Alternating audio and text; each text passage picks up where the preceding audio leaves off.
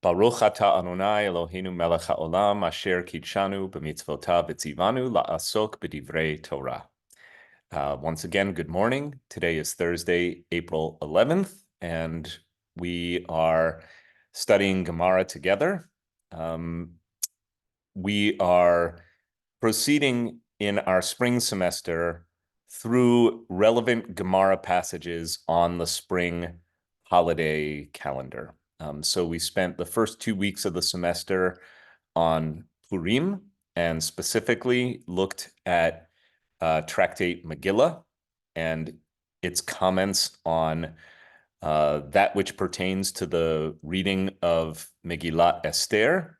And specifically, we kind of did a zoom lens, a microscope view of a really interesting Talmudic discussion on whether or not the book of Esther was written with divine inspiration.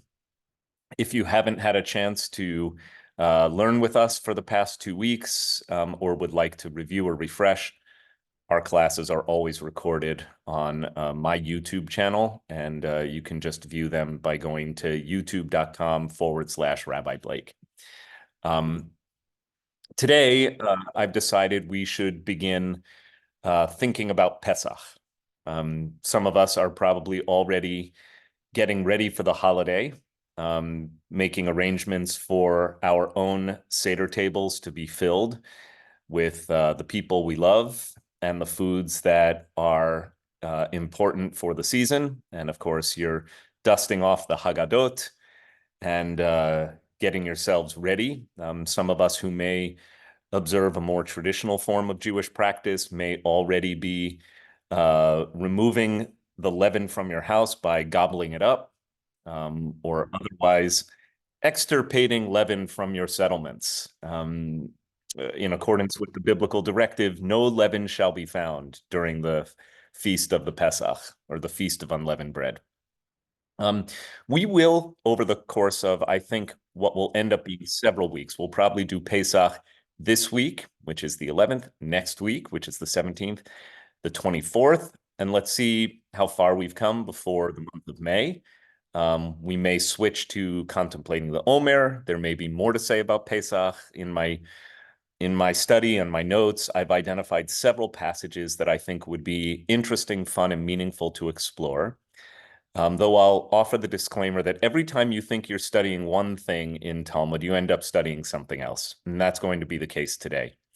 So the subject for our lesson today, nominally, is about how to apportion the Pesach offering in such a way that a new bride knows whose house she's having Passover at. That sounds a little bit confusing, so I'll use the Torah itself to set the background for the subject that we're going to contemplate. But you will see that before long, I believe certainly before the end of today's lesson, we're going to be off in a whole different direction, down a very deep and fascinating rabbit hole. And your homework while we proceed through our study will be to ask yourself the question, what on earth does this have to do with Passover? I think that's a good question to ask at any point in the Talmud when you find yourself down one of its many rabbit holes, to kind of center yourself around the question, what does this have to do with the thing I thought I was here to study? So that will be a theme that persists throughout our study. I thought I was going to learn about Passover, and instead I'm studying something that appears to be entirely other. Okay, so that's your disclaimer and your kind of like assignment as we proceed today. And I'd like to begin not with Talmud, but with a passage from Torah that, again, provides a little bit of grounding for the opening frame from tractate Pesachim, which is the Babylonian Talmud's tractate on all things Pesach.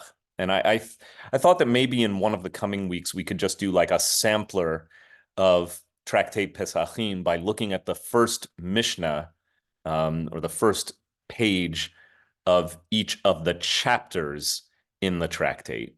Since Pesachim has many chapters, each one again, nominally on a different topic, and it would be kind of interesting to see how that's structured. But as a way of kind of just working ourselves into what Pesachim is all about, this is the passage we're going to be studying today. We're going to look at Pesachim, Tractate Pesachim, Daf 87. But starting first with Exodus. So the first record of a Pesach observance in the Torah is found in Exodus chapter 12. This passage is read on Chag Pesach. So this is the prescribed Torah reading for the morning of the first day of Pesach, when the Chag is observed. Of course, the liturgy for the evening of Pesach is not a Torah reading at all. Typically, Torah is not read in evenings, even though that is a fairly common Reform practice.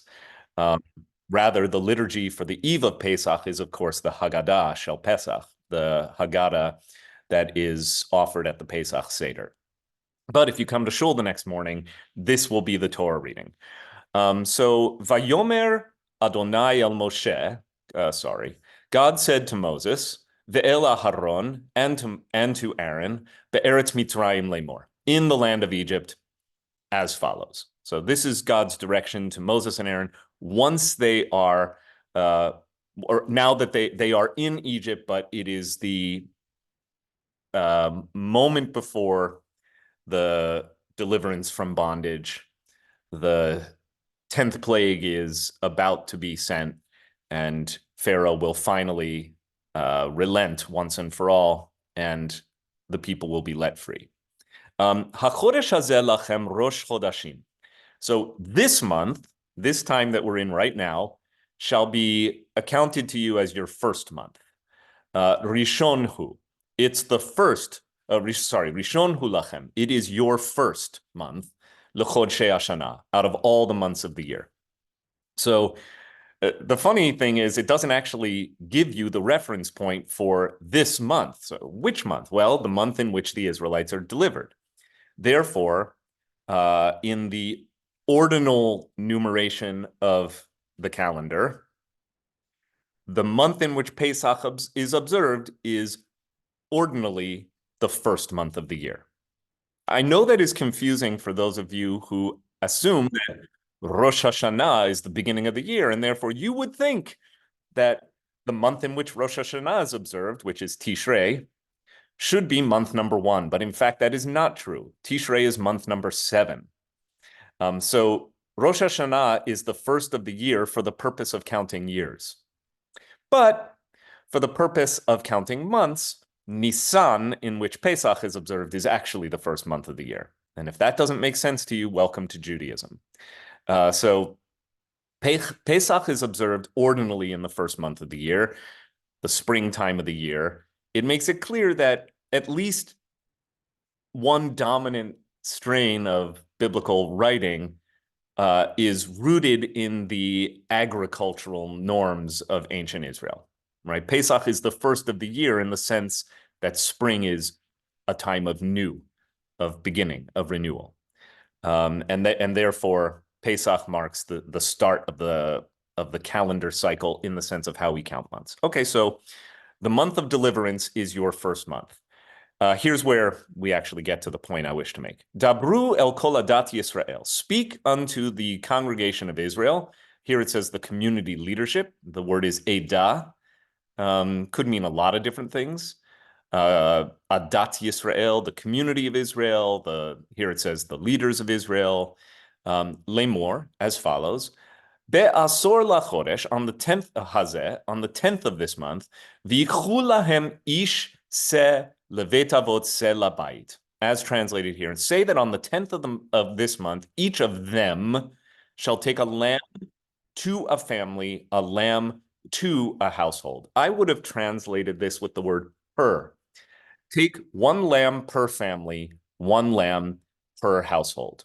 All right, so the Pesach in Exodus begins with the selection of the Paschal lamb that is to be identified and taken from the flock on the 10th of Nisan. Pesach being a full moon festival does not begin until the night after the 14th, meaning the onset of the 15th. So the midpoint of the month, therefore, walk outside on Seder night, always a full moon. Same as Sukkot. So these harvest and agricultural festivals are part of the lunar cycle of Jewish observance. So the rule is 1 lamb per household, 1 for each family, whatever a family means. And you, I think, should assume that a family is a fairly large gathering of people, because a lamb feeds a lot of people, right? You're going to feed potentially tens of people with a single lamb. And if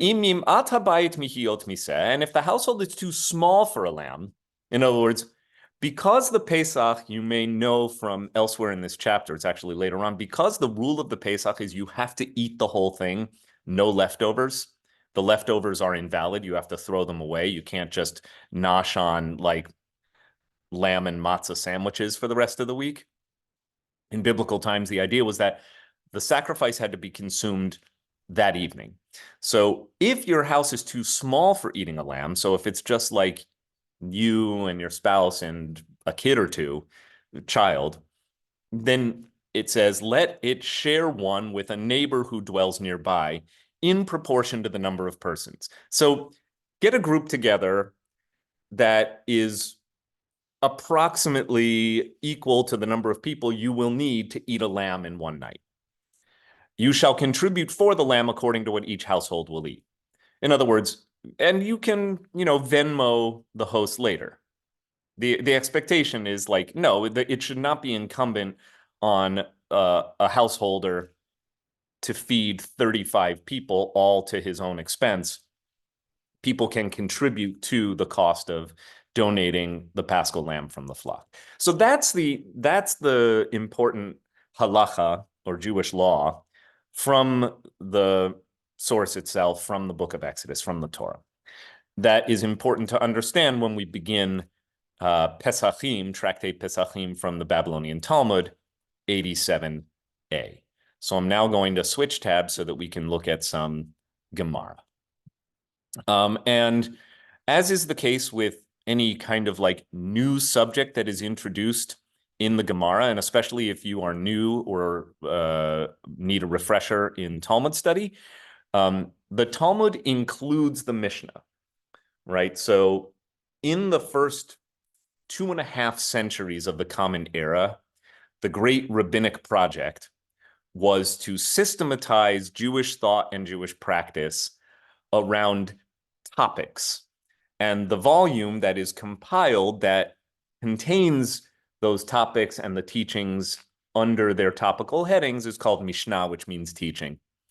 And the Mishnah is divided into 6 orders, again, each of which delineates a kind of macro subject or topic, and then with tractates or masechtot. A masechet is a tractate in Hebrew, and the word actually, masechet, is a great word.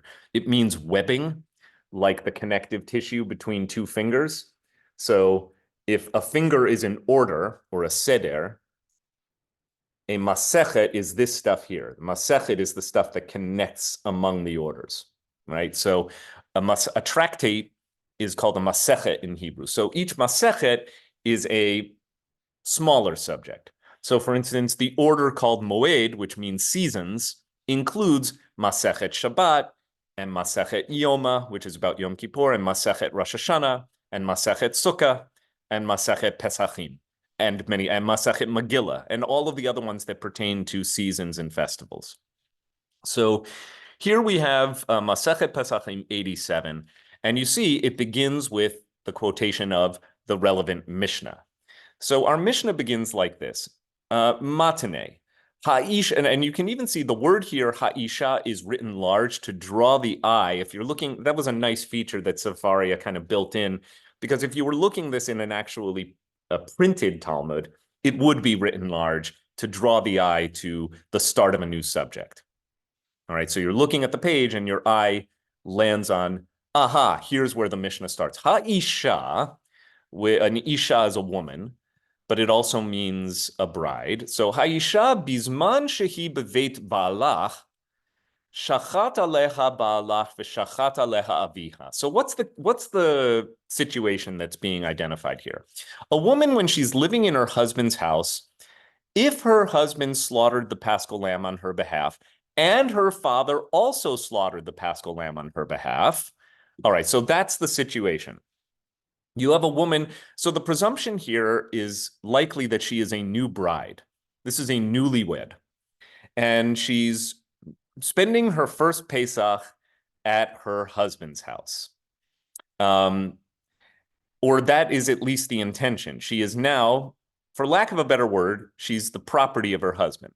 Women, even in the rabbinic period, which was a considerable, I would say, advancement in terms of protecting women over what we see in biblical times, women were nevertheless not much more than chattel, movable property.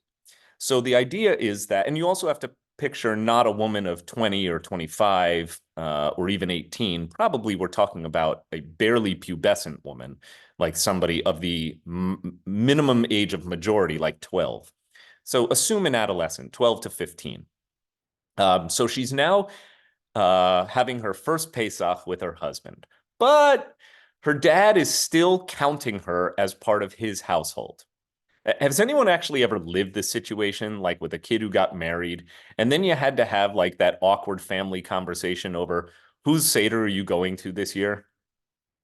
Right? You should be able to relate to this. Anyone who has seen a child married, particularly that first one, the first Passover can lead to some awkward and uncomfortable family conversations and dynamics because it's all about individuation and separation for the child and parents learning to let go and like, oh, wow, she's really, I guess, not my little girl anymore. She now belongs to this fellow.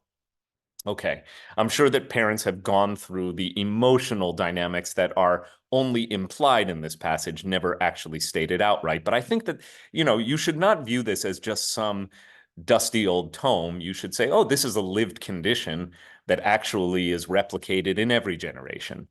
So what to do when the daughter now has a husband and he's making Pesach for the family? And again, all of this presumes a biblical Pesach. This is not actually how Pesach was observed in the rabbinic community.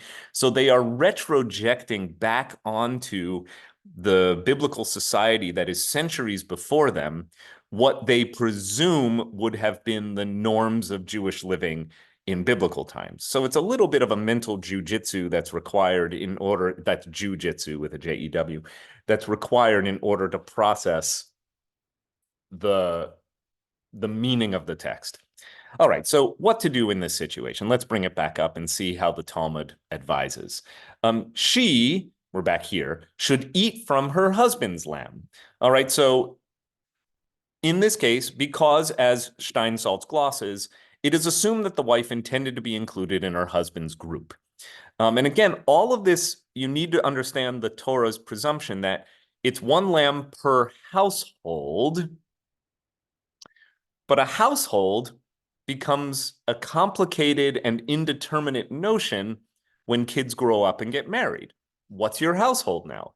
Is it the nuclear family that I had last year, or does it include my daughter? That's what the ambiguity that the Talmud is trying to resolve has to do with here.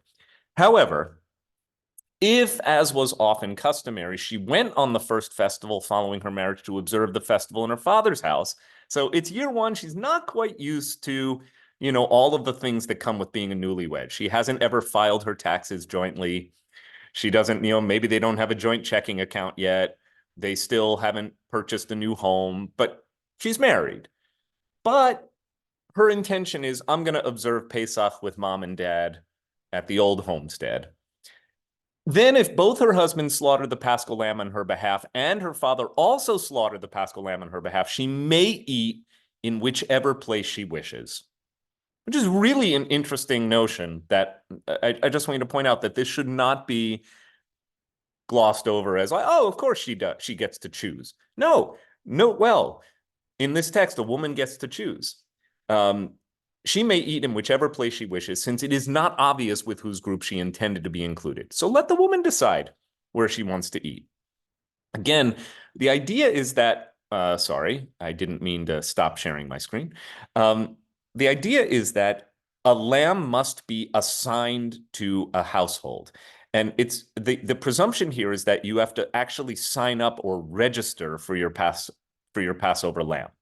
You have to fulfill the mitzvah of eating the roasted lamb on Erev Pesach. That's what the rabbis are kind of superimposing from what they know from Torah law to their own day and say, all right, if you had to register for a lamb, you have to make it clear. You have to know which way you're going. One way or another, you have to decide, I'm either with my new husband or I'm with the, my family of origin. Any questions thus far?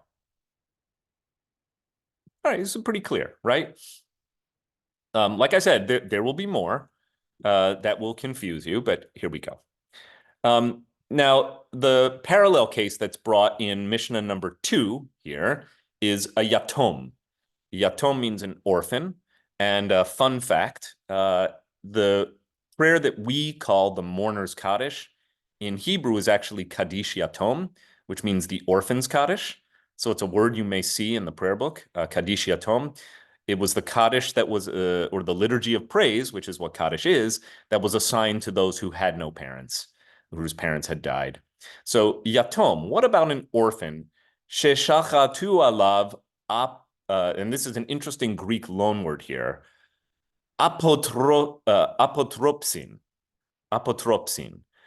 So what about an orphan with multiple guardians?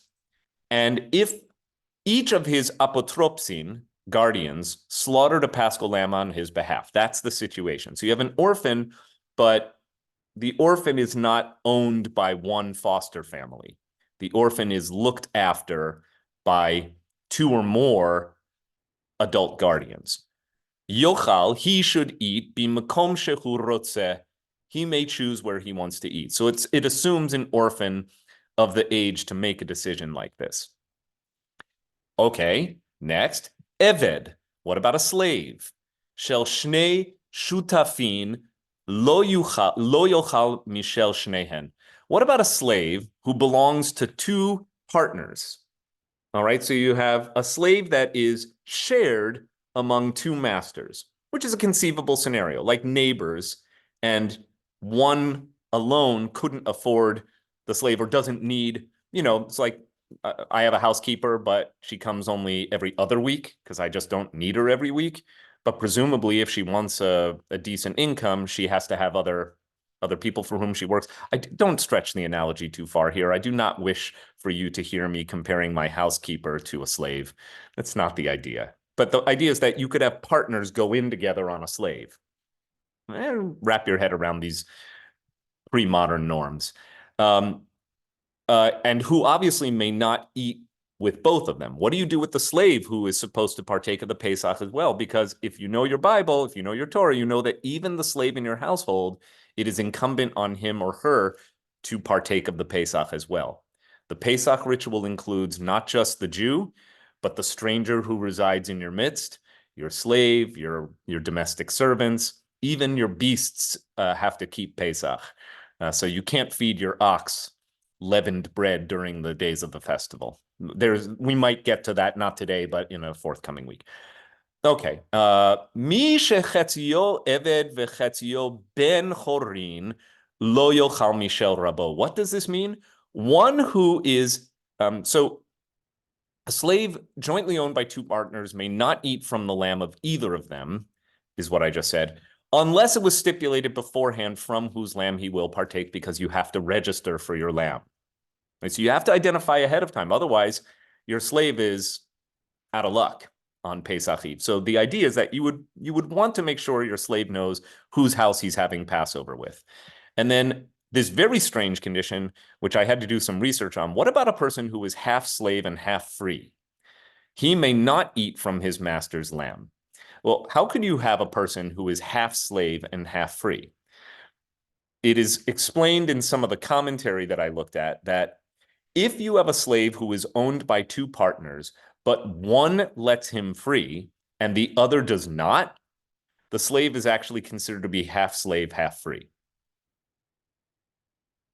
I would have assumed not that. I would assume that no, he's now fully the slave of the other partner.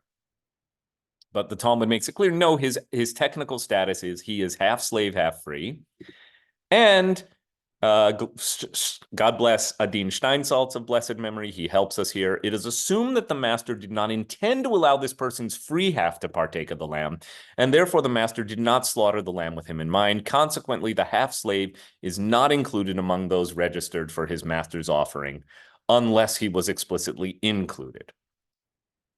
What does all of this mean? It means that the Talmud, as usual, takes great pains to explore every possible case pertaining to a law that is seemingly as simple as everybody should eat the Passover lamb.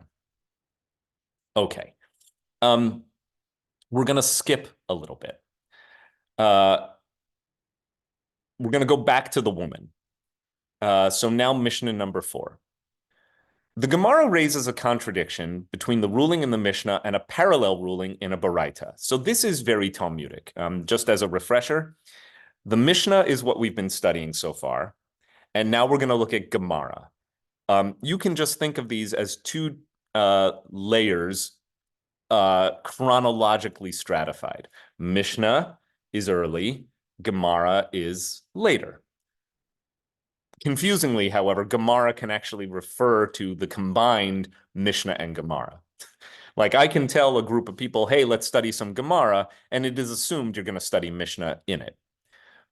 Therefore, all Gemara includes Mishnah, but not all Mishnah includes Gemara in the Venn diagram.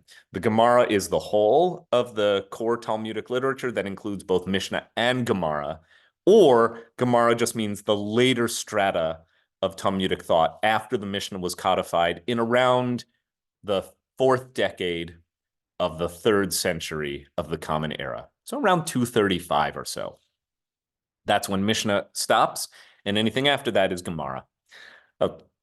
Okay, so there's a contradiction that the Gemara finds between a parallel text known as a Baraita and the Mishnah we've just been studying, with respect to what we just learned about a woman who has to choose between her husband and her father's house for the lamb for which she has to register in order to fulfill the mitzvah of eating the Paschal lamb. A woman on the first festival following her marriage eats from her father's Paschal lamb. That's what the Baraita says. So the Baraita actually says the opposite of what the Mishnah says. From here on, the Baraita says if she wishes, she eats from her father's lamb, and if she wishes, she eats from her husband. So the first Pesach after she gets married, it's assumed that she's still at mom and dad's house for Pesach. After that, it's her choice. And you can see Steinsaltz repeats this for us, whereas the Mishnah teaches that after the first festival, she eats exclusively with her husband. The Baraita teaches that she may continue to choose. All right. Then the Gemara concludes, La Kashya. This is not a Kashya. And some of you may even know that word Kashya because it comes up a lot around Passover. The 4 questions are sometimes called through the Yiddish, through the Aramaic, the firkashas, right?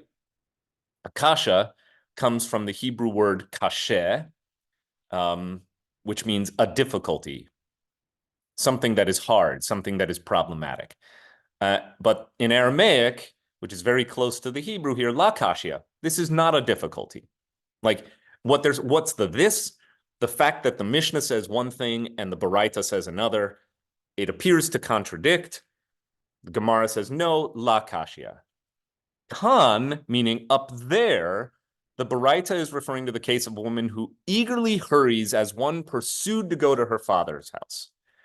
All right, so in other words, she is like being strongly encouraged to dine with mom and dad for Seder after she gets married. It is therefore reasonable that even after the first year of her marriage, she wishes to be included in her father's group. She tells her husband, mom and dad just put together the best Pesach, the best Seder. We should really have Seder there. Sorry, honey, I know you spent all of this time slaughtering a lamb, but I'm having Seder with mom and dad this year. However, here the Mishnah is referring to the case of a woman who does not eagerly hurry as one pursued to go to her father's house, and therefore it is presumed that she wishes to be included in her husband's group, which further suggests that, according to the Talmud, it's really not about a law so much as it is about how much pressure is being exerted either internally or externally on this woman to decide where she wants to go. Any questions thus far? I promised a rabbit hole, and we're approaching the very lip of the rabbit hole. We're about to get into something really strange and really different. Okay. All right. So now we get to a little sermonette, dichtiv. And again, this is kind of fun just to see how the Talmud works through these issues. There is a homiletic interpretation of verses that conveys a similar idea as it is written. I am a wall, and my breasts are like towers. Then I was in his eyes as one who finds peace. From the Song of Songs. So this is erotic poetry that gets canonized into the Hebrew Bible. So if you look at the verse over here, and this is sort of this poetry of praise. One of the more famous passages comes right before it. Some of you may be familiar with this because it's often quoted at weddings. Let me be a seal upon your heart, like the seal upon your hand, for love is fierce as death, passion is mighty as Sheol, the underworld. Its darts are darts of fire, a blazing flame. Vast floods cannot quench love, nor rivers drown it. If a man offered all his wealth for love, he would be laughed to scorn. Okay, now we get to this interesting little thing. We have a little sister whose breasts are not yet formed. What shall we do for our sister when she is spoken for? If she be a wall, we will build upon it a silver battlement. If she be a door, we will panel it in cedar. I am a wall. My breasts are like towers. Sorry, all of this talk about breasts. So I became, not that there's anything wrong with that. So I became in his eyes as one who finds favor. What the heck is this all about? Does anyone have any idea what is being communicated here?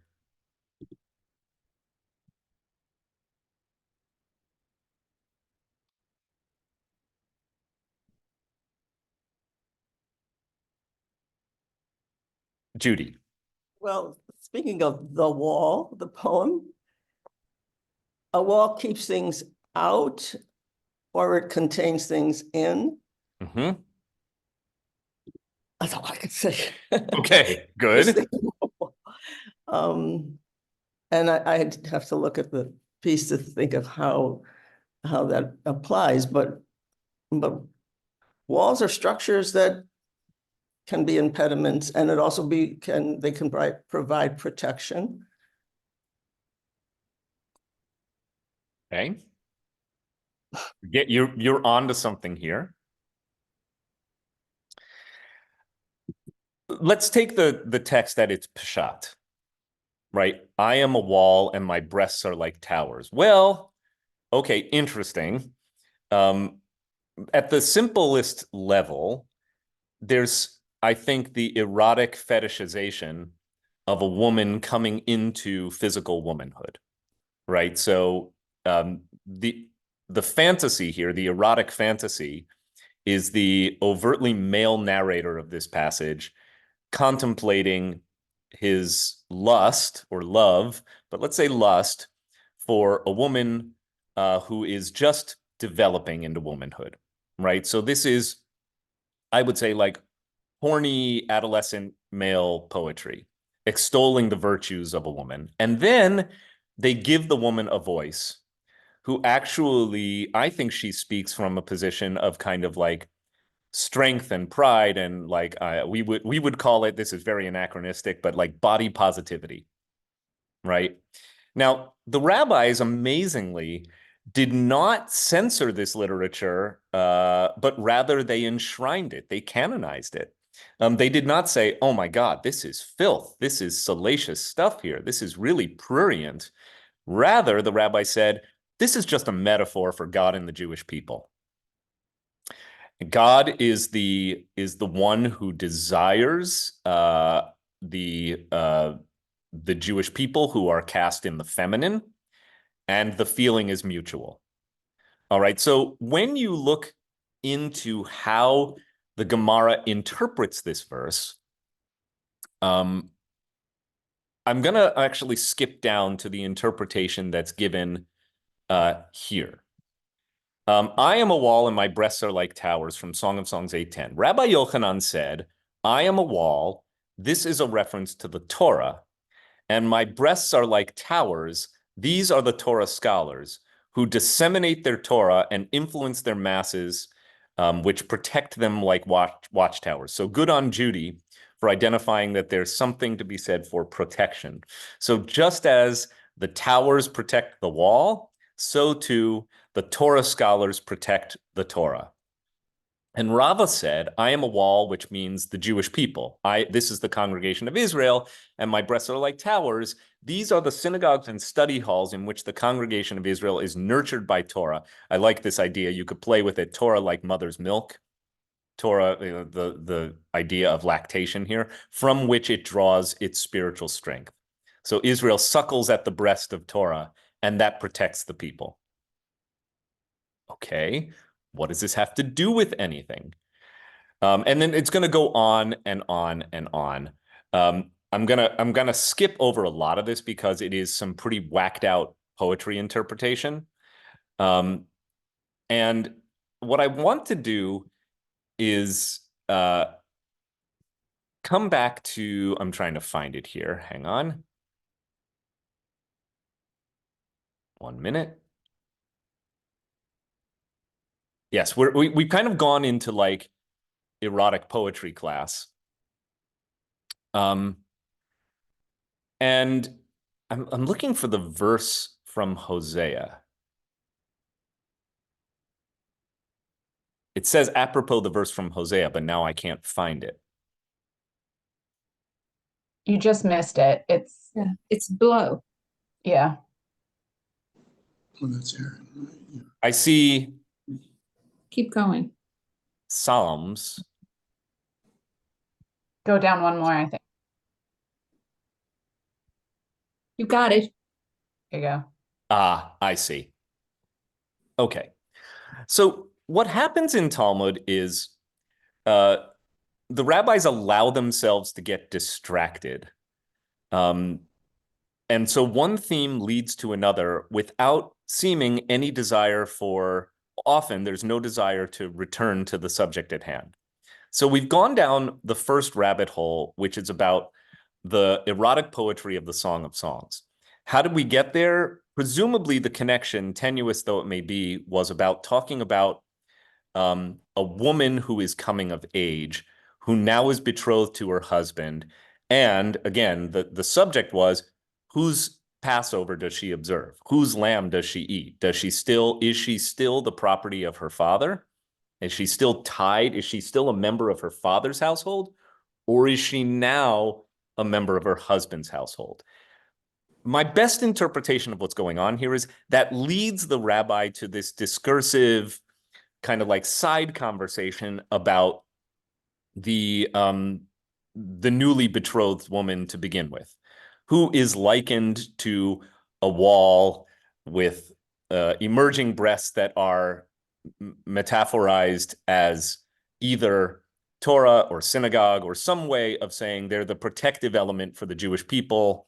And now we're off on a whole new subject altogether. So now to a few passages down the road. And this is the stuff I really wanted to get to today. So the Gemara, I'm still not seeing it. Like I appreciate, Aaron, you said, well, here's the verse, but it makes it sound as if there was a verse above from Hosea that they've quoted. I couldn't find it. But let's look at the book of Hosea, because Hosea is a love story gone wrong. It is a rancid love story. Have any of you ever read the book of Hosea? It's one of the minor prophets of the Hebrew Bible. And I can understand how the rabbis get to Hosea, because it's all about a man taking a wife, a young woman.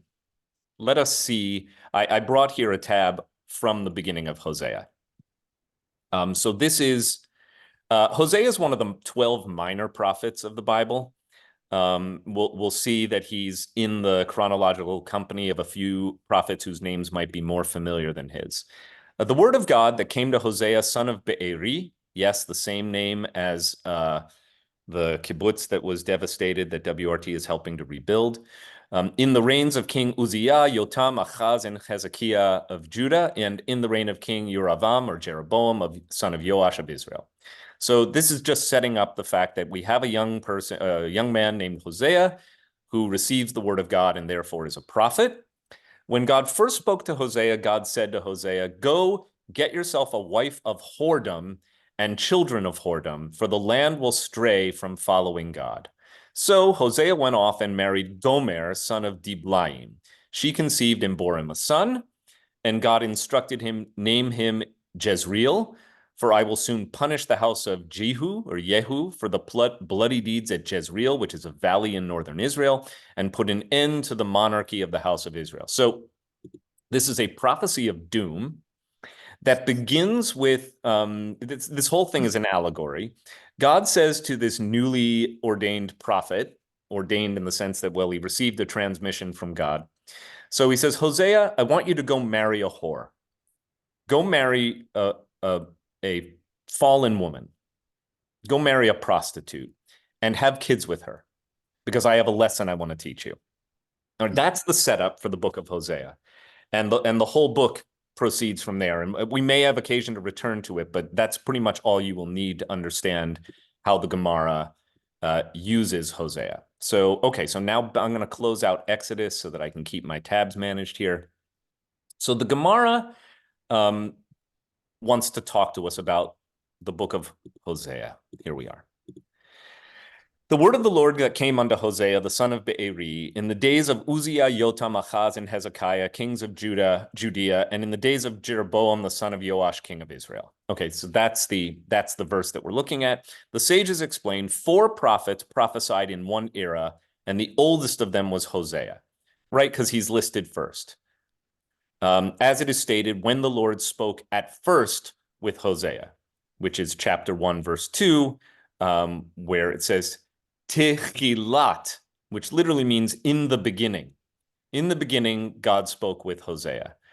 So of all of these prophets who are mentioned in verse 1, Hosea was the oldest and the first. And was it with Hosea that the Lord spoke first of all the prophets? Weren't there several prophets who lived and prophesied during the period from Moses until Hosea? He said, well, you say he's first, but was he first of all of the prophets or just of this group of prophets? Rabbi Yochanan said he was the first of the 4 prophets who prophesied during that period, meaning Hosea, Isaiah, Amos, and Micah, which is interesting because those aren't the same ones. These folks here aren't prophets, they are kings. So they're not the same name, but he's saying Hosea is contemporaneous with prophets whose names you may have heard of, like Isaiah, Amos, and Micah. Scholars actually believe that we're talking about the 9th century BCE.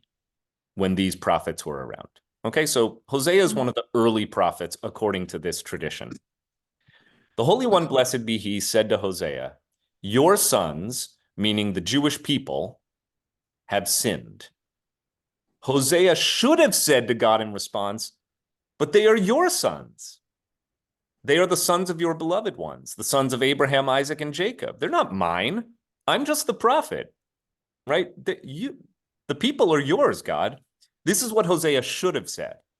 Extend your mercy over them. Be kind to them. They sinned. Not only did he fail to say that, but instead he said before God, "Master of the universe, the entire world is yours. Since Israel has sinned, exchange them for another nation." Right?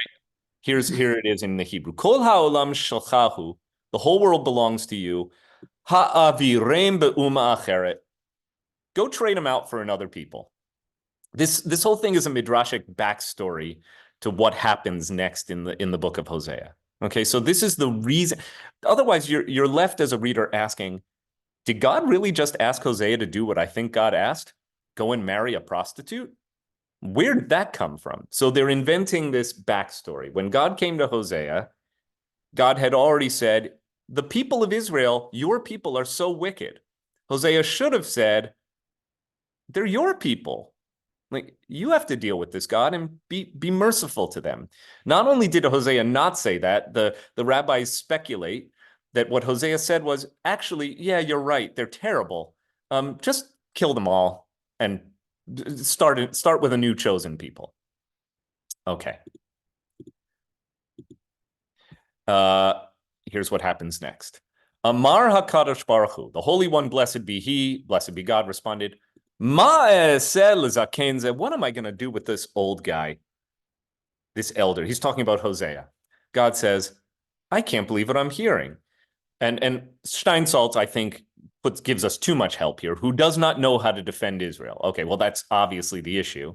I will say to him, go and take a prostitute and bear for yourself children of prostitution. And then after that, I will say to him, send her away from before you. If he is able to send her away, I will also send away the Jewish people. So go and marry this woman. And then I'm going to say, divorce her, let her go. And the kids too. And if he can do that, then I will say to the Jewish people, nice knowing you, but you've let me down one too many times. I'm done.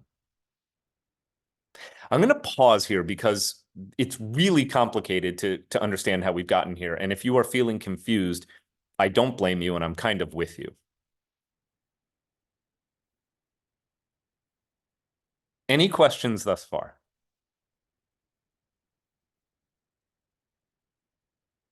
Okay. Let's see what happens. This deliberation provides the background of the opening prophecy in Hosea. As it is stated, the Lord said to Hosea, go, take for yourself a wife of prostitution and children of prostitution. That's a direct quote, right? That's chapter 1, verse 2.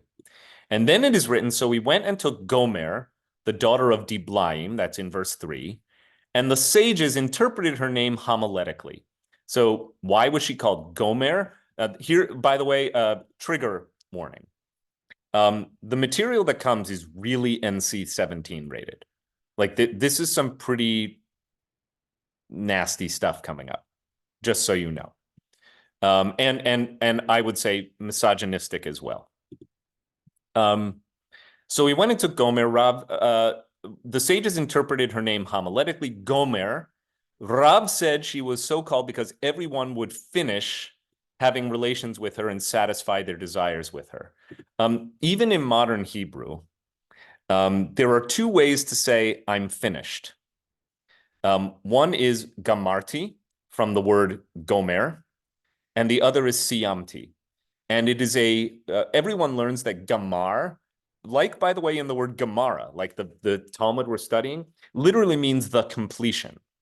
But if you use it out of context, it means I am finished sexually.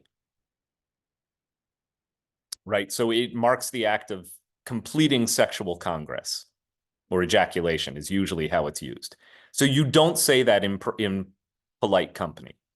You never say, like, to your waiter, you may clear my plate, I'm finished, by saying gamarti. He'll blush. You say siyamti, I've completed my meal. Or raise your hand at the end of an exam and say to your teacher, gamarti? No, you don't say that, because your teacher will blush. You say, no, I've completed my exam. Every first-year Hebrew student living in Israel makes this mistake at least once. Because you learn gamar means to finish, but you can't actually say that. Okay. So they're saying her name was Gomer because every man finished with her. It's pretty crass. Okay. I'm sorry, this is going on YouTube. I shudder to think what my social media algorithms are going to start putting in front of me. All right. The daughter of Diblaim. So not only is she named Gomer, this name with a double entendre built into it, but she is the daughter of a person named Diblaim, which the rabbis indicate can be taken as the dual form of the word diba, which means ill repute. These are all folk etymologies. These aren't what the name actually means. I don't know what Diblaim means, but it doesn't come from diba, which means a person of ill repute. It suggests that she was a woman of ill repute and the daughter of a woman of ill repute. And Shmuel said, all the rabbis are going to have some fun with this, but again, it's crass. The name Diblaim is a plural of the word devela, which means a cake of pressed figs.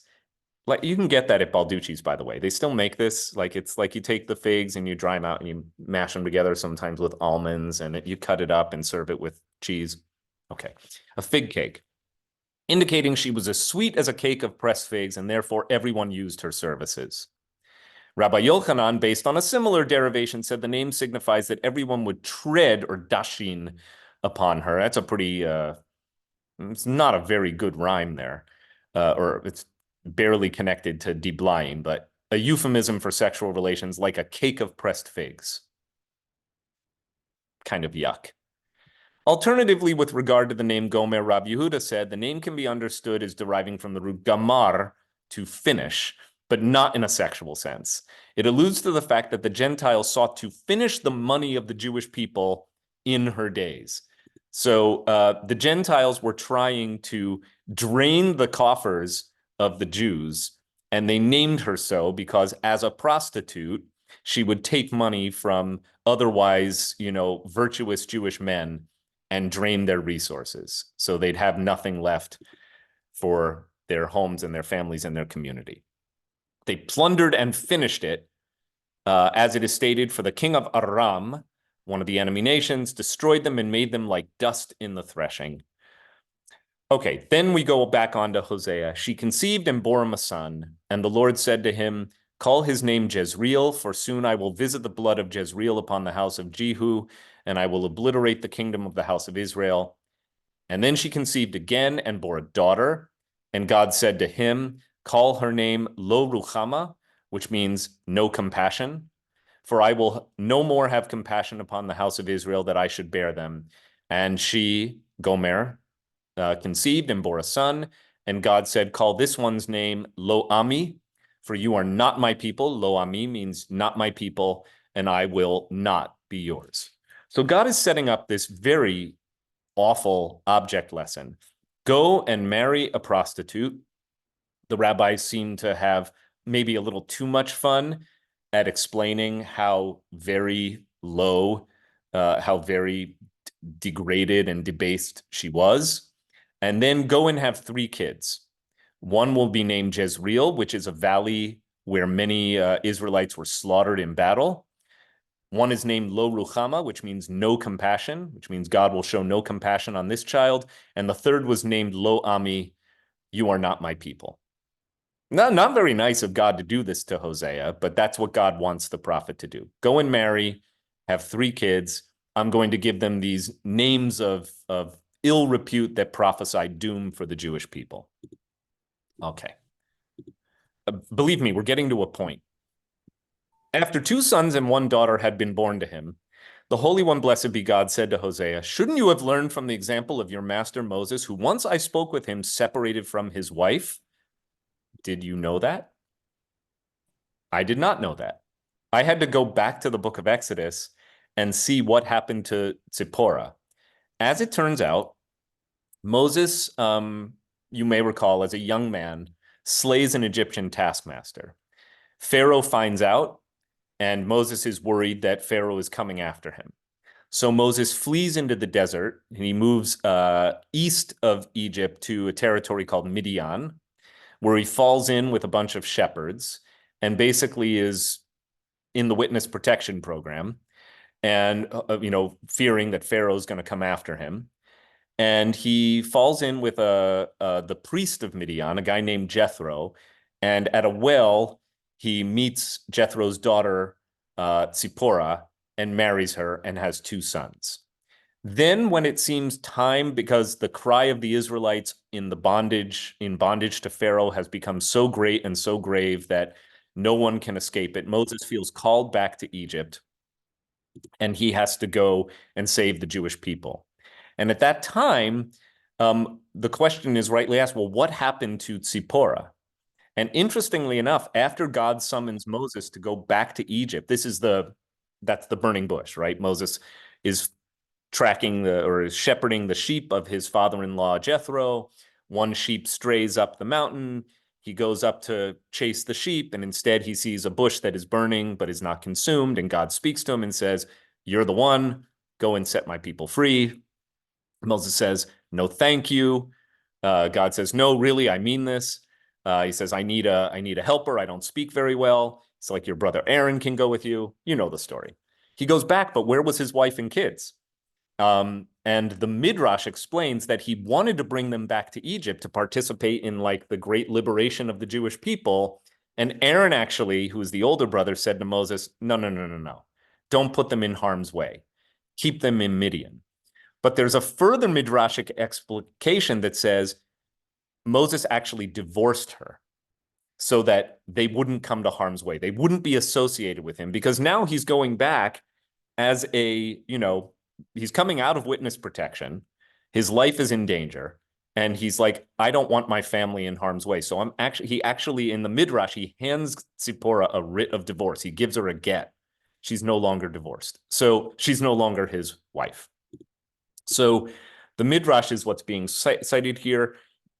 He's saying, didn't you learn from Moses, who once I spoke with him, separated from his wife? You too separate yourself from his wife, right? Like you should have, God is saying to Hosea, you should have just said, I divorce you. You're bad for me, Gomer. Like, this is not good. And here's the thrust of the passage. Hosea says, Master of the universe, I have sons from her, and I am unable to dismiss her or to divorce her. It's like, what are you talking about? This is my family. I can't just let her go. And God, in response to Hosea's show of loyalty to his family, this is what God rebukes him and says, just as you, whose wife is a prostitute, and your children are from her are children of prostitution, and you do not even know if they are yours or if they are children of other men, right? You can't even, like, she's such a whore that you don't even know if they're your kids, but you are still attached to them and will not forsake them.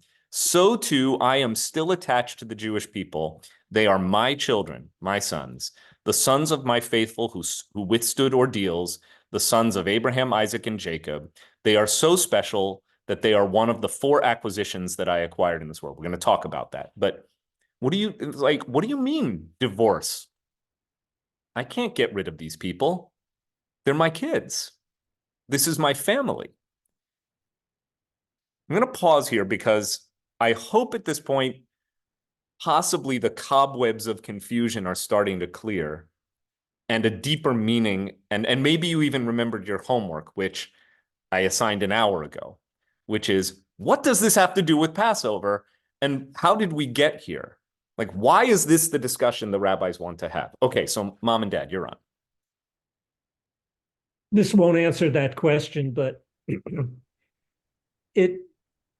I'm reminded of some passage where Zipporah saves Moses' son from an attack by an angel in the night. Do I have that right? You have it right. Exodus chapter 4, verses 21 to 24. It is Zipporah, not Moses, who insists on the circumcision of her children.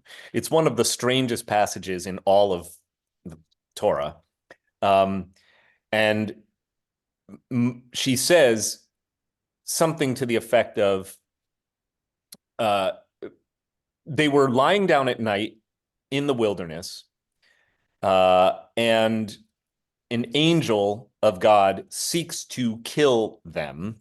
And in that very moment, Zipporah takes a flint and circumcises the boys and proclaims, you are a bridegroom of blood unto me. And the idea is that they are protected from death by the circumcision. Why that got stuck into the Exodus story, my conjecture is that it is a kind of foreshadowing of the posting of the blood on the doorposts of the Israelite houses. It sets up a theme that's going to come back at the end of the Exodus story, which is that the blood provides a protection for the Jewish people. In any case. Yes, that's in there too. And again, remember that that's actually in the Torah. This idea that Moses divorced his wife, presumably to protect her, and later, by the way, may reunite with her, is only in the Midrash. And God was just using it as kind of like a straw man argument. It's like, even Moses was able to divorce his wife and abandon his children. again, all in midrash. And Hosea says, I can't. They're my mishpacha. What do you mean divorce? Right, Barbara? What did the Jewish people do that God got so angry at them? Right? What did the Jewish people do that God got so angry at them? Well, in order to answer that, you need to read a lot of the prophets. And basically, the theme of all of the prophets is the Jewish people have been very, very, very bad. Every time God demanded just one thing, which was loyalty, right? You shall have no other gods before me. This seems to be the big thrust of most of the Jewish prophets. Like, I only asked one thing of you, which is that I would be your only God. But the story of the prophets is really the story of kind of lone voices in the wilderness, moving a people from polytheism to pure monotheism. I'm obviously reducing vast tracts of literature that is highly discursive and diverges in all sorts of different interesting ways. That is not the only thing the prophets care about. Like many of us, social justice Jews are influenced by the prophetic message, probably not much less important, which is that you are a religious hypocrite if you worship and put on a big show of piety, but you are basically indecent or unethical, right? That's I think for Reform Jews, when we say, what do we, like, Reform Jews, even a century ago, identified themselves as we practice prophetic Judaism.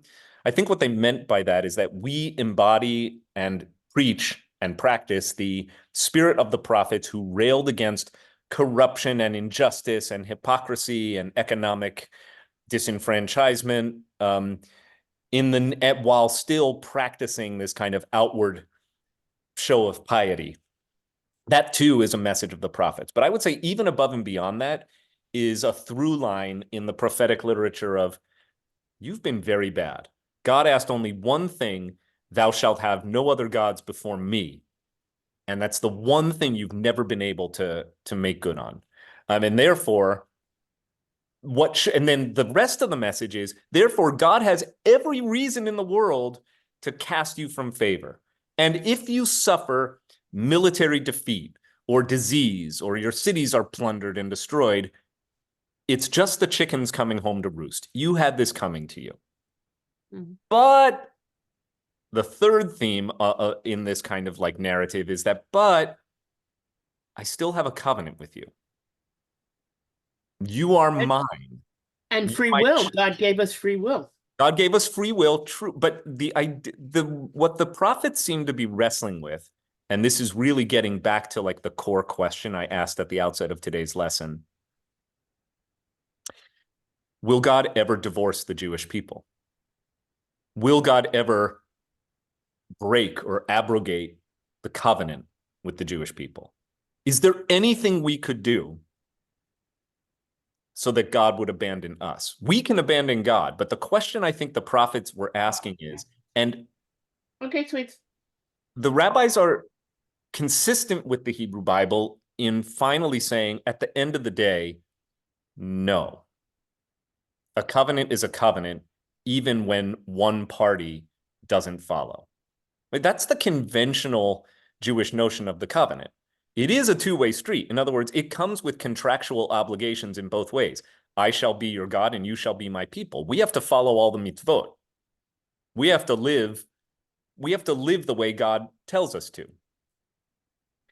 But interestingly enough, the rabbis are very troubled by what history seems to teach, which is that we have suffered so much, perhaps we brought it upon ourselves by our faithlessness to God.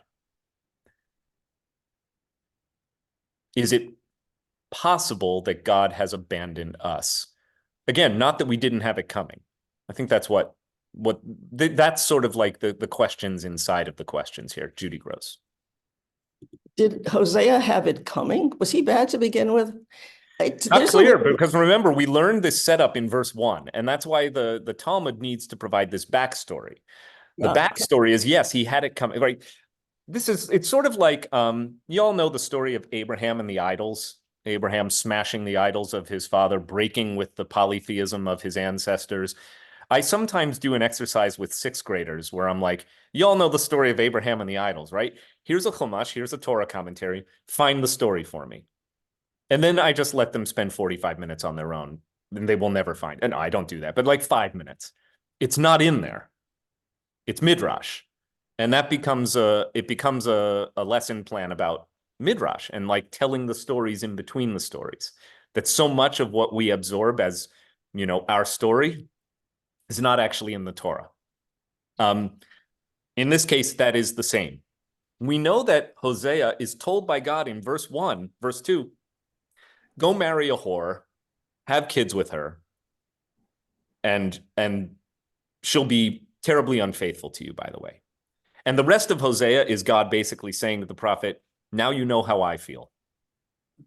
Now you know what it's like to be me. The Talmud here, Judy, is giving the backstory. Why did God do that? What an awful thing for God to do. Like, go have relations with this fallen woman, have these kids who are going to be cast from favor. And now you know how I feel? Well, at a minimum, the Talmud wants to suggest that Hosea had it coming, because he should have said no. And instead, what the Midrash proposes is that he actually said, look, if you hate the Jewish people so much, just get rid of them. And that's when God said, all right, I've got a little game we're going to play. Go marry Gomer and see how you feel about divorcing her. Now you know why I can't let go of the Jewish people. Also, Anyone who's a parent gets this. right.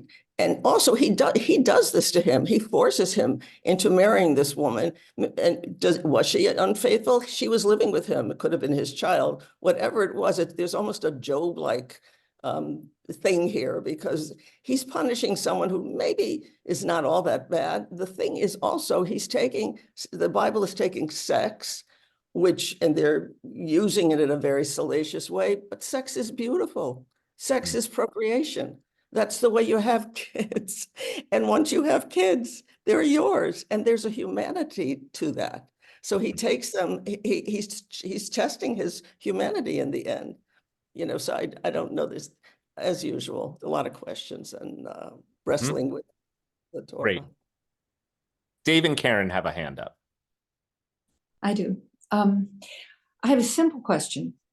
Is Hosea's conversation, or what he's listening to anyway, is it in the Bible right now as printed? Yeah. In the Talmud? What do you mean by Hosea's conversation? I don't mean his conversation, because he's receiving the instructions. He's not responding. Correct. So if you look just very, very briefly, I won't take much time out of your good question. So this is where Gomer has the kids. So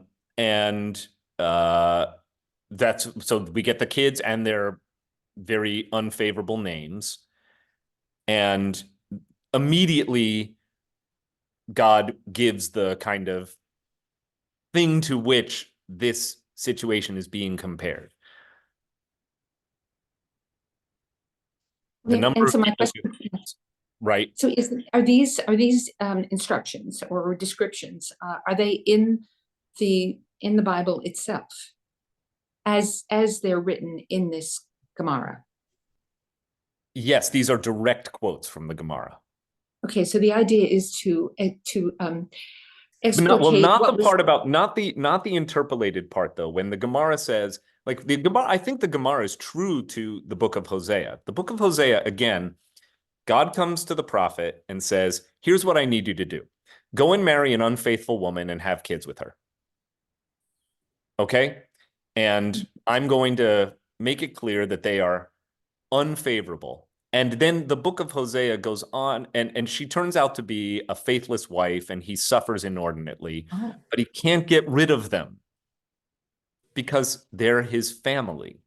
And that's the object lesson that God is trying to communicate. Like, the rest of the book is basically God saying, see, I can't just give up on my covenant with the Jewish people the same way even this terrible wife and her no good kids, right? You can't get rid of them because I feel the way about the Jews the way you feel about your family. They cause me no end of grief, Right. but they're mine. Yeah, so this is a wonderful way to personify God and also to help people understand the effect that they have by their actions. And I'm trying to, I liked it. It was easier to be talking about the lamb. But Right.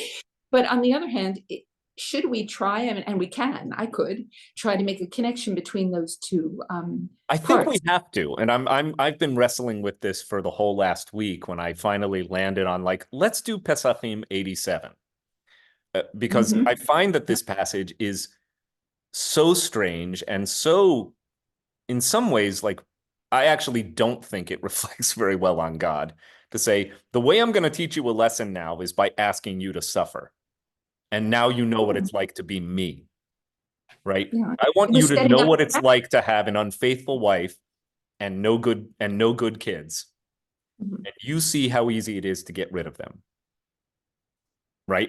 I think there's something both deeply troubling and also profound about this in what the rabbis are trying to communicate about the relationship between God and the Jewish people. And then the secondary question is, what is that? And what does it have to do with Pesach? Well, let's hear a few other voices. Yeah. So thank you for reflecting out loud around this because we're all in this together. Aaron, you're next. You know, I think there's also this theme of God testing people, but it's not just testing people who have sinned. It's also testing his,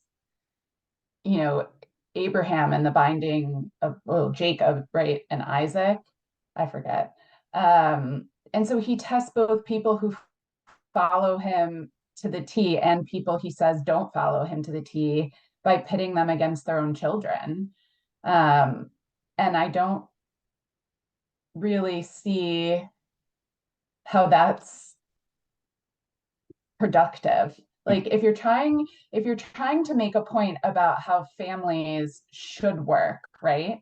That you love each other no matter what, and there's nothing that you could ever do that would make a father or mother stop loving their children, or to get back to the Paschal lamb, like just because, family is not blood and blood is not family, and you can be part of a family that isn't necessarily part of your blood, then why are you pitting fathers against sons so regularly? Especially in a world where these two fathers, one is a sinner, one isn't, and the children are all innocents. Right. I'm not going to answer the question because I think the question stands on its own. The only thing I might say is remember that the literature is also a response to a lived condition, right? And so some of this is also trying to make sense of the suffering and exile of the Jewish people, right? To be a Jew in the ancient world was to see yourself as cast from favor, particularly in the rabbinic world. This is a people stripped of power, stripped of land, stripped of military strength, stripped of dignity. And that is their national consciousness, and yet still directed by God and by history and by, whatever Jewish impulse toward our destiny guides our thought and our writing and our religious and cultural expression to affirm God. That is a very difficult contradiction, I imagine, when the lived experience is one of suffering and exile, and the narrative, the official national story, is one of divine election and favor, right? It's really a cognitive dissonance for the Jews of Babylonia, of all places, the place that had conquered Judea, who are writing this Talmud, saying, the role of the Jew is to affirm God as the liberator of the Jewish people. And what does it mean that we say this from our position of exile? And powerlessness. I think using the a metaphor of a parent and a child is not necessarily the most appropriate one for that dichotomy. It may not be, though it may be the only way in which the Jews of the time understood God. Though it's interesting, it's both parent and husband. And I want us to think about that too. Like those are the two, the relationship of the Jew to God has now been analogized in two directions: God as parent, but also God as husband and master. And I want us to look just at the end of the book of Hosea, just to see like how the themes work themselves out. And this is not a distraction. It reinforces, I think, the direction in which our conversation is going. So this is part of what God is prophesying, right? God is very unhappy with the Jewish people. God is going to uncover her shame in the very sight of her lovers, and not one of them shall save her from me. In other words, God's really pissed off at the Jews. And like an unfaithful wife, they have been cast from favor. I will end all her rejoicing, her festivals, new moons, and Sabbaths, all her festive seasons, which, by the way, are about worshiping God. But it's like they're meaningless if the Jewish people are unfaithful to God. I will lay waste her vines and fig trees, which she thinks are a fee she received from her lovers. I will turn them into brushwood, and beasts of the field shall devour them. In other words, if Jewish people, Israelites, are like dancing around going, oh, the Canaanite deities gave us all of this bounty, I will lay waste to all of their bounty, right? Thus I will punish her. Thus will I punish her for the days of the Baalim, for all the ways in which the Baalim are the foreign Canaanite gods, on which she brought them offerings. When decked with earrings and jewels like a prostitute, she would go after her lovers, forgetting me, declares God. So God is basically vowing vengeance against the faithless Jews. Assuredly, I will speak. Whoa, huge shift in tone and message now. I wouldn't even say assuredly. I would say it's more like, however, or eventually, I will speak coaxingly to her and lead her through the wilderness and speak to her tenderly. I will give her her vineyards from there, and the valley of Achor is a plowland of hope. There she shall respond as in the days of her youth, when she came up from the land of Egypt. In other words, I want to go back to the way things were in the beginning. The marriage has fallen apart. But when the Jews were delivered from Egypt, we had this intense love like newlyweds, right? And in that day, declares God, you will call me Ishi, which means my man. You're my man. And no more will you call me Baali, which is a pun. It means my master, but it also means my Canaanite God. So they're playing here. For I will remove the names of the Baalim, the Canaanite deities, from her mouth, and they shall never more be mentioned by name. In that day I will make a covenant for them with the beasts of the field, the birds of the air, and the creeping things of the ground. I will also banish bow, sword, and war from the land. Thus I will let them lie down in safety. And the most famous line in the book, Ve'erastichli leolam, ve'erastichli b'tzedek u'v'mishpat, u'v'chesed u'v'rachamim, which, by the way, is a verse that is recited when you put on tefillin in the morning. I will espouse you forever.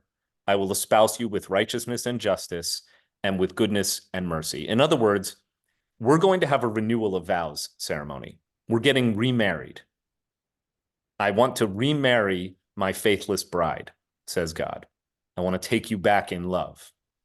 After all of this railing against the people. Why? Because, to quote Brokeback Mountain, I just can't quit you, right? This relationship between God and the Jewish people must be able to withstand our all too human failings. Let's comment some more here. Peggy, you're our next commenter, please. I'm sure I have my religious scholarship all wrong and my timeline all wrong. But when you're talking about the prophets and they are speaking of the fact that the Jews have fallen away from the righteous path, do you at some point end up with Jesus saying, basically Jesus was saying, you're not following the Jewish religion. You've fallen away from the right things to do. And if you talk about suffering, he's big on suffering, and he ends up asking if God has forsaken him. Is there a divorce between God and him? And the symbol, one of the symbols of Jesus, is a lamb. Mhm. I was wondering, do you ever end up there? The way I would respond to your comment is that the authors of the Christian Testament, what they call the New Testament, were deeply conversant and saturated in what they call the Old Testament. In other words, our Hebrew Bible, the Jewish Bible. And they used the imagery and the narratives and the themes, especially of the prophets, to tell the story of Jesus and to affirm that with the coming of Jesus and his crucifixion and his resurrection, with that advent, a new covenant has been established through Jesus, who is the Christ. Like that, in two compound sentences, is Christianity in a nutshell. The fact that it resembles themes that we can identify in the prophets and images that we can identify from Old Testament literature, like the sacrificial lamb, the Pesach, is deliberate. The writers of the New Testament knew this, and by appropriating the Jewish Testament, they were making a case for why Jews should accept Jesus as their savior. Right? So it's all intentional. So when you, as a reader who has a familiarity with Christian testaments, the Christian Testament, hears the Old Testament in it, that's by design. And they appropriated these images, these themes, to suggest the old covenant is no longer valid. Jesus is the living representative of the new covenant with God. And through Jesus, and some would say only through Jesus, can one live in covenant with God. Not surprisingly, the Jews in Jesus's time, and for the most part after Jesus's time, did not accept this premise. And that really is where the road forks, right? There might have been an opportunity for Judaism to have ended there and then, had the Jews, all of Jesus's initial followers were Jews by definition, but the Jews didn't accept the message, and for that reason, the Christian Testament, when it's written down, excoriates the Jews and makes the Jews the scapegoats and responsible for Jesus's death. I think it was out of this bitterness that the Jews rejected the message. Okay, Deb. So one part of this I find very troubling is that Hosea is a prophet who has been chosen as a voice or the mouth of God's voice. And he's made to look like the town idiot. And how do you wrap your hands around, like, why do we think he's a prophet? Why did people not think he was an idiot or only somebody who could be the voice of God could have done something so ridiculous? This doesn't seem like your keen strategy. I appreciate that. I think that's probably one of the reasons why nobody wanted to be a prophet. Like the dominant story, when you read the stories of how the prophet is called, which comes up again and again and again in the Hebrew Bible, starting with Moses, the dominant theme is one of reluctance and even rejection. It's like, no, thank you. Find someone else.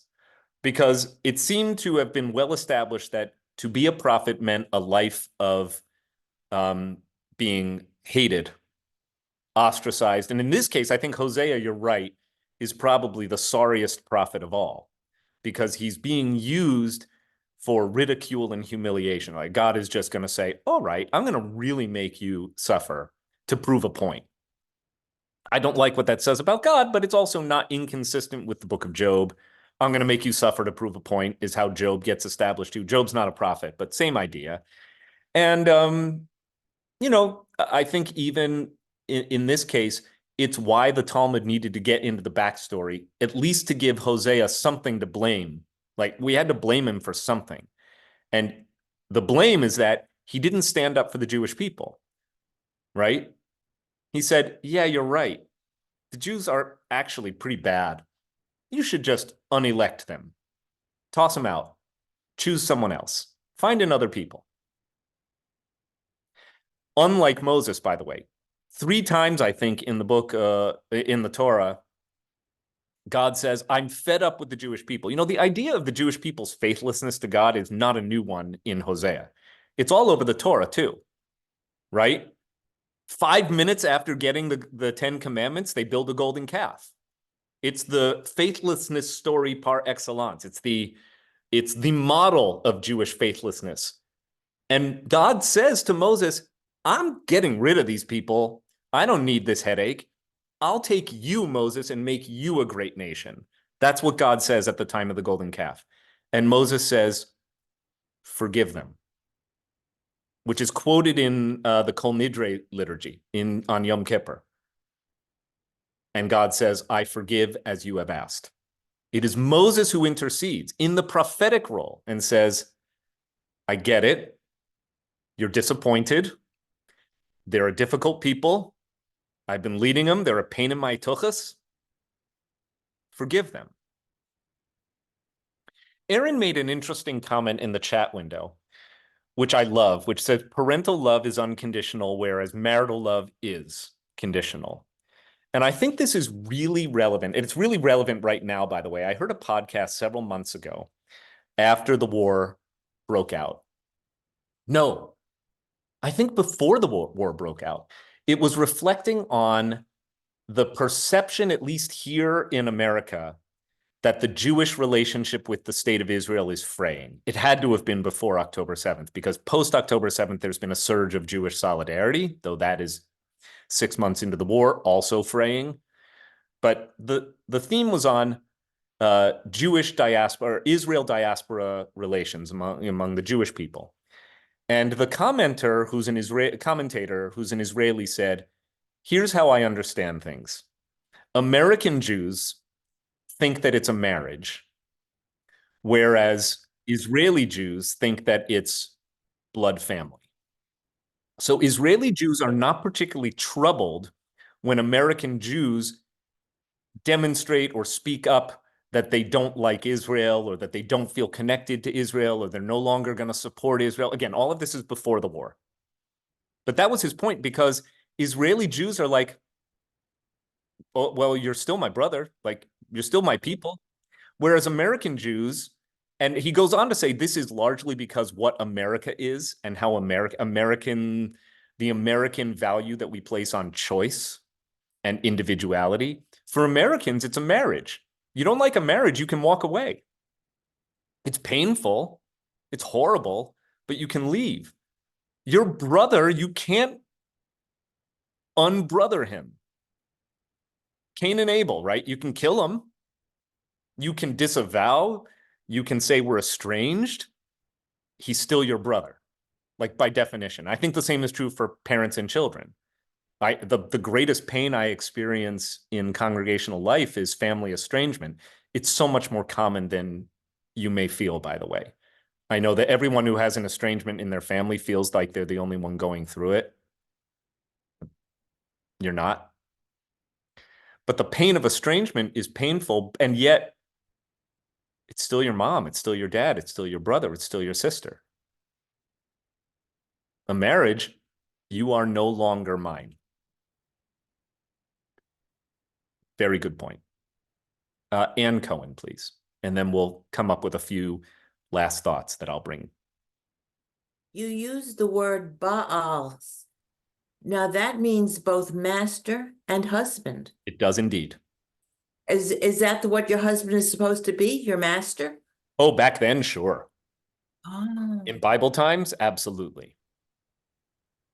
Right, and therefore faithlessness is, I think, even more egregious a transgression, because it's not, women weren't viewed as independent actors.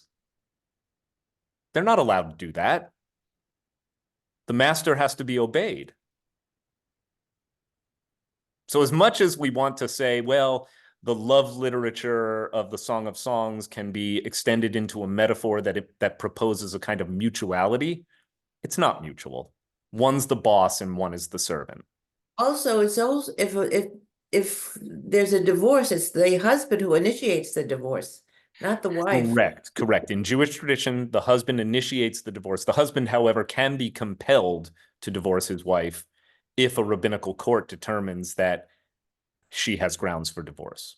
Women in the rabbinic world, women were given somewhat more agency through the protection of a prenup known as a ketubah. Right? The ketubah actually provides that the husband is obligated to furnish his wife with food, shelter, marital satisfaction, and so forth. And if not, she has grounds for divorce and he owes her money. That's what a ketubah is. A ketubah is a prenup. And that did not exist in Bible times. So you can't impose a ketubah on the relationship with Hosea and Gomer and their kids, or even on the way the Bible understood the kind of marital frame for God and the Jewish people.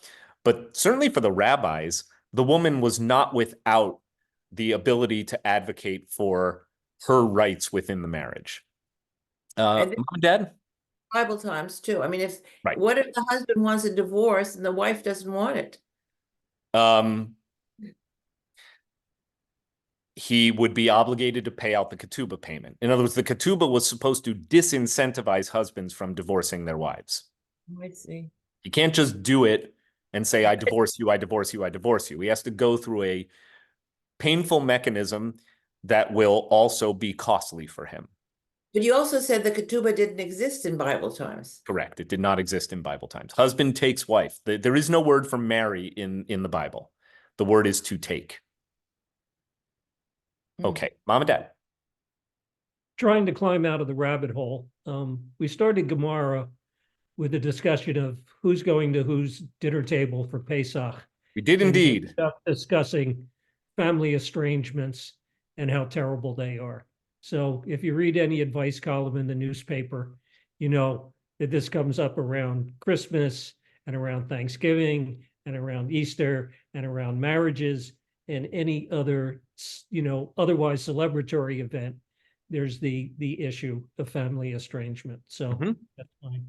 Yep, and I'm sure that for many of you, the figuring out Seder invitations and who's to go to can be made more painful when there is a family estrangement.